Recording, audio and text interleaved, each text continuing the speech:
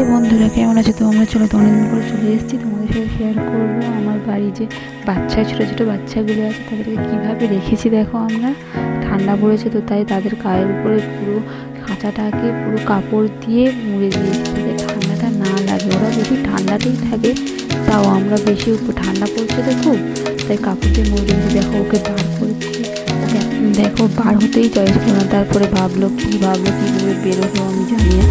এবার একটু ভাববে কী করবো না করবো। দেখো দেখতে থাকো তোমরা, ওর দুষ্টুমিটা দেখো, শুধু দুষ্টুমিটা দেখো। দেখছে আবার পিছনে করে খাঁচাটা দিয়ে মুখ ঘষছে, কারণ ওটা ওরই খাঁচা, ওই জন্যই ওরা মুখ ঘষে হয়তো। দেখো দেখছে, ক্যামেরার দিকে আসছে।